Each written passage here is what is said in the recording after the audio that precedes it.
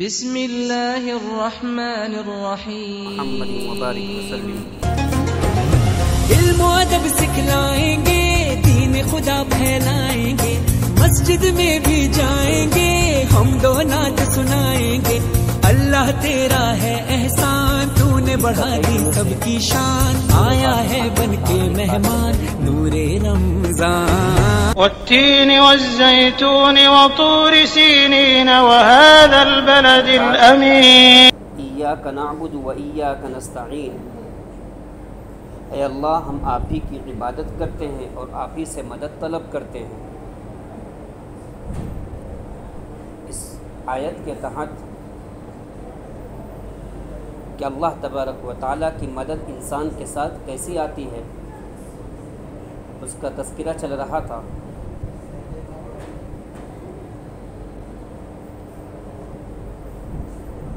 میں نے ایک میاں بیوی کا ایک واقعہ بتایا تھا کہ جب وہ دونوں میاں بیوی اللہ سے مدد طلب کر رہے تھے، اللہ سے مانگ رہے تھے، اللہ تبارک و تعالیٰ نے انہیں ہدایت عطا فرمائی۔ آواز نہیں آ رہی؟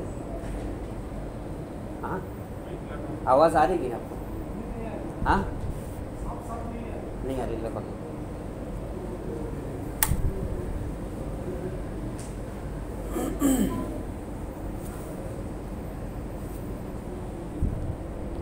جب وہ میاں بیوی آپس میں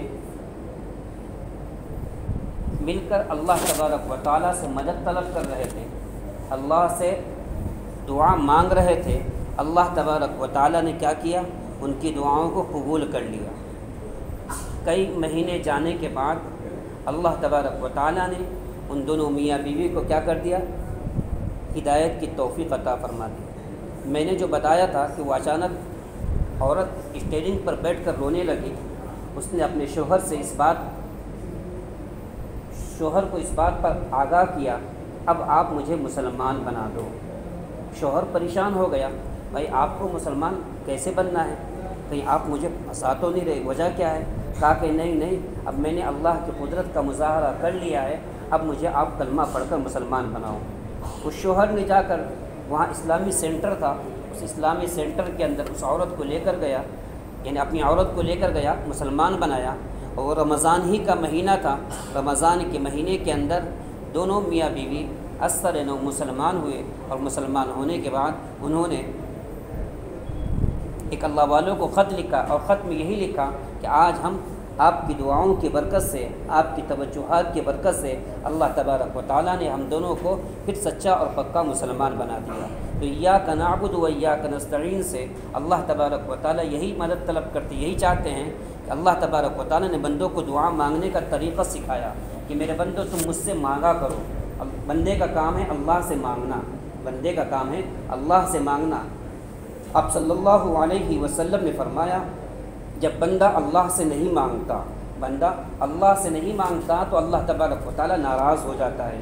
اس لیے آپ صلی اللہ علیہ وسلم نے فرمایا من لم یسأل اللہ یغضب علیہ، من لم یسأل اللہ یغضب علیہ۔ جب بندہ اللہ سے نہیں مانگتا اللہ اس سے ناراض ہو جاتا ہے۔ تو کل قیامت کی دن میدان حشر کے اندر ہمیں یہ کہنے کا موقع نہیں ملے گا کہ اے اللہ آپ نے ہمیں ایسے ماحول میں پیدا فرمایا تھا، ہم اپنی نگاہوں کی حفاظت نہیں کر سکتے، ہم اپنے دماغ کی حفاظت نہیں کرتے، ہم اپنے خیالات کی حفاظت نہیں کر سکتے۔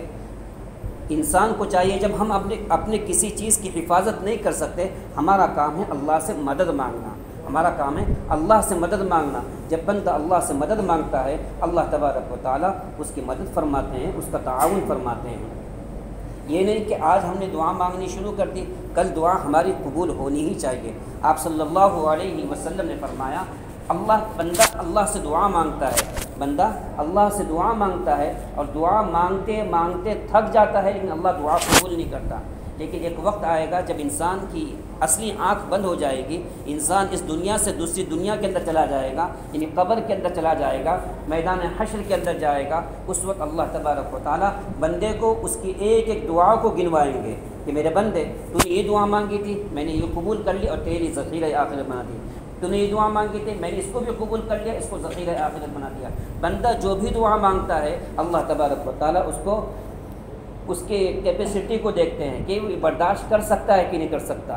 مثال کے طور پر میں نے اللہ سے مانگا، اے اللہ مجھے مال دے دیجئے، اللہ مجھے مال دے دیجئے۔ اب اللہ تبارک و تعالیٰ دیکھتے ہیں کہ میں اس بندے کو مال دوں گا، یہ مال دینے کے بعد کہیں شرکش تو نہیں بن جائے گا، کہیں شرکش تو نہیں بن جائے گا، کہیں بغاوت پہ تو نہیں اتر جائے گا، کہیں مسجد سے راستے سے بھٹک تو نہیں جائے گا۔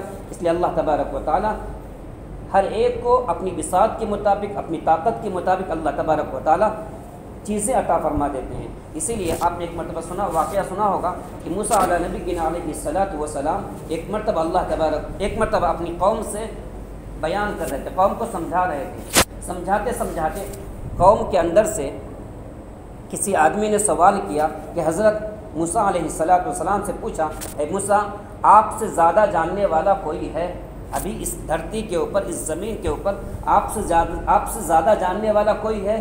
موسیٰ علیہ الصلاۃ والسلام وقت کے نبی ہیں، وقت کا نبی سب سے زیادہ جانتا ہے۔ موسیٰ علیہ الصلاۃ والسلام نے فرمایا نہیں، سب سے زیادہ جاننے والا میں ہوں، سب سے زیادہ جاننے والا میں ہوں۔ جب موسیٰ علیہ الصلاۃ والسلام نے یہ کہہ دیا کہ سب سے زیادہ جاننے والا میں ہوں، اللہ تبارک و تعالیٰ کو موسیٰ علیہ الصلاۃ والسلام کا یہ جملہ پسند نہیں آیا، اور اللہ تبارک و تعالیٰ نے موسیٰ علیہ الصلاۃ والسلام کے پاس وحی بھیجی کہ موسیٰ تم سب سے زیادہ جاننے والے نہیں ہو، بلکہ ہمارا ایک بندہ ایسا ہے تم سے بھی زیادہ جاننے والا ہے۔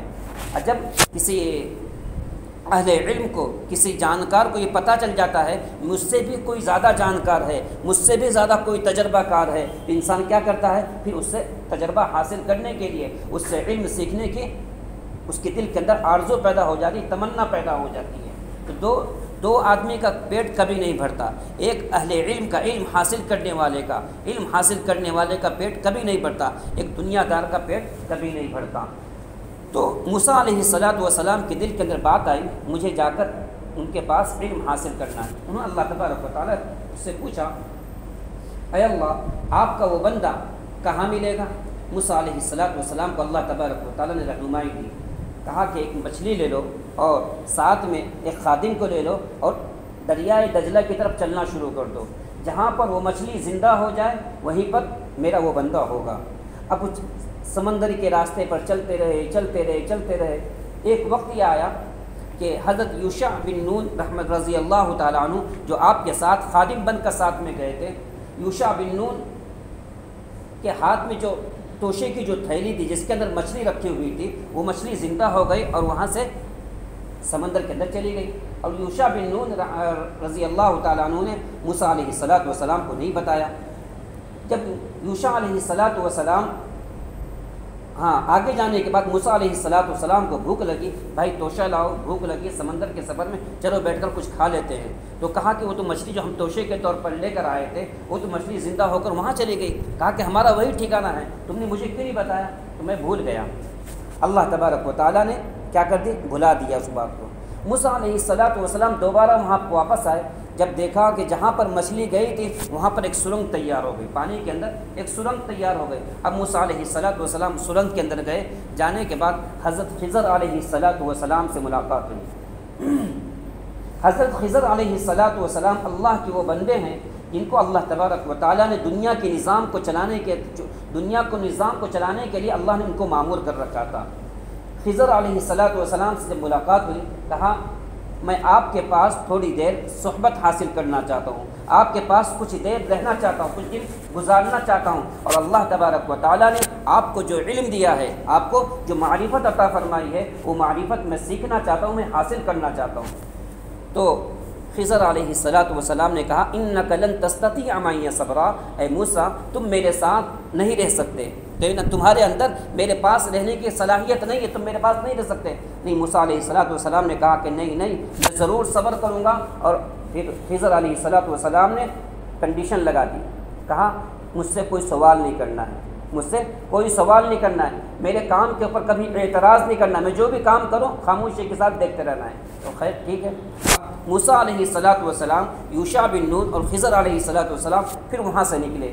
نکلنے کے بعد بستی کی طرف جانے لگے، سمندر پار کر کے بستی کی طرف جانا تھا۔ جب سمندر کے اندر پھر کشتی کے اوپر جب بیٹھے، کشتی پہ بیٹھنے کے لیے، کشتی جو تھی ایک یتیم بچے کی کشتی تھی، یتیم آدمی کی کشتی تھی۔ جب کشتی کے اوپر بیٹھے حضرت خضر علیہ السلام نے کشتی کے ایک پارٹ کو توڑ دیا، کشتی کے ایک پارٹ کو توڑ دیا. کہا موسیٰ علیہ السلام سے رہا نہیں گیا، موسیٰ علیہ السلام نے فوراً ٹوک دیا. کہا کہ خضر انہوں نے ہمیں بغیر پیسے کے، بغیر کسی قیمت کے اپنی کشتی پر سوار کر لیا ہے، ان کا احسان جتانے کے بجائے تم نے ان کی کشتی کو نقصان پہنچا دیا. خضر علیہ السلام نے فرمایا موسیٰ میں نے کیا کہا تھا، تم مجھ سے سوال نہیں کرنا، لیکن پھر سوال کر دیا کہ ٹھیک ہے آئندہ میں سوال نہیں کروں گا. جب کشتی سے پار اترنے کے بعد پھر دوسری بستی میں گئے تو دیکھا کہ چند بچے کھیل رہے تھے. خضر علیہ السلام نے ایک بچے کی گردن کو پکڑا اور مروڑ دیا، مار دیا، بچہ مر گیا. پھر موسیٰ علیہ السلام نے سوال کیا اتنا معصوم بچہ، اتنا اچھا بچہ جو کھیل رہا ہے، آپ نے اس کو کیوں مار دیا، بلا وجہ مار دیا؟ کہا کہ میں نے کیا کہا تھا، تم مجھ سے سوال نہیں کرنا ہے. موسیٰ علیہ السلام نے پھر معافی مانگی، کہا کہ مجھ سے غلطی ہو گئی، میں آپ سے سوال نہیں کروں گا. موسیٰ علیہ السلام نے سوچ لیا اللہ کا یہ بندہ، اللہ نے اس کو بہت معرفت عطا فرمائی ہے، میرا اس کے ساتھ گزارا ہو نہیں سکتا. تو موسیٰ علیہ السلام نے پھر منت سماجت کی کہ اب میں آپ سے سوال نہیں کروں گا، اگر میں نے آپ سے سوال کر لیا تو میرا راستہ الگ، آپ کا راستہ الگ. ٹھیک ہے. جب بستی کے اندر داخل ہوئے، موسیٰ علیہ السلام کو بھوک پہلے سے ہی لگی تھی. بستی والوں کے پاس گئے، کھانے کا مطالبہ کیا. کھانے کا مطالبہ کرنے پر بستی والوں نے کھانا نہیں دیا. کھانا نہ دینے کی وجہ سے موسیٰ علیہ السلام غصے والے تھے اور غصہ آ گیا. اتنے میں حضرت خضر علیہ السلام نے دیکھا ایک دیوار گر رہی ہے، اس دیوار کی مرمت کرنا شروع کر دی. موسیٰ علیہ السلام نے فرمایا بستی والوں سے ہم نے کھانا طلب کیا، بستی والوں نے اپنے مہمان کا اکرام نہیں کیا. مہمان ان کی بستی کے اندر آیا ہوا ہے لیکن اس کا مہمان کا اکرام نہیں کیا، اور آپ بلا معاوضہ ان کی دیوار صحیح کرنا شروع کر دیے. خضر علیہ السلام نے فرمایا اے موسیٰ میں نے تم کو بتایا تھا مجھ سے سوال نہیں کرنا. اب 3 جگہوں پر آپ نے مجھ سے سوال کیا تھا، اب تینوں کی وجہ میں بتا دیتا ہوں، اس کے بعد تمہارا راستہ الگ، میرا راستہ الگ. کہا پہلے جب ہم کشتی کے اندر بیٹھے تھے، وہ کشتی ایک یتیم بچے کی کشتی تھی.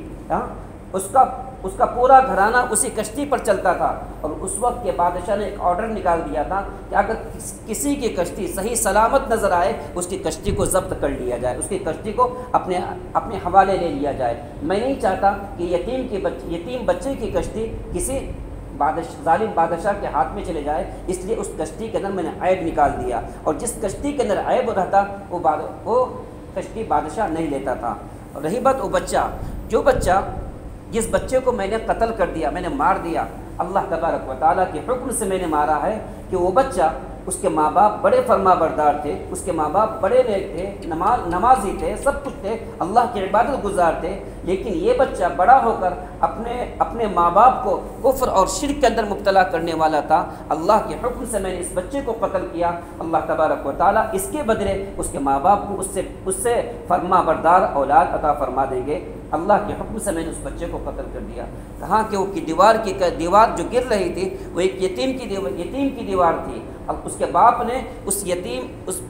نے اس دیوار کے اندر اپنے بچوں کے واسطے خزانہ چھپا کر رکھا تھا، اور بچے چھوٹے تھے. اگر میں اس دیوار کو کھڑا نہیں کرتا، اس دیوار کو مرمت نہیں کرتا، وہ دیوار گر جاتی اور یتیموں کے مال کے اوپر بستی والوں کا قبضہ ہو جاتا. اللہ کے حکم سے میں نے سفر کیا اس دیوار کو صحیح کرنے کے واسطے. اور پھر موسیٰ علیہ السلام سے فرمایا قال ھذا فراق بینی و بینک، اب میرا تمہارے ساتھ گزارا نہیں ہوگا، تم یہاں سے، تمہارا راستہ الگ، میرا راستہ الگ. تو پتہ یہ چلا جب بندہ اللہ تبارک و تعالیٰ سے مدد طلب کرتا ہے، اللہ سے مانگتا ہے، اللہ تبارک و تعالیٰ اس کی رہنمائی فرماتے ہیں، اس کا تعاون فرما دیتے ہیں.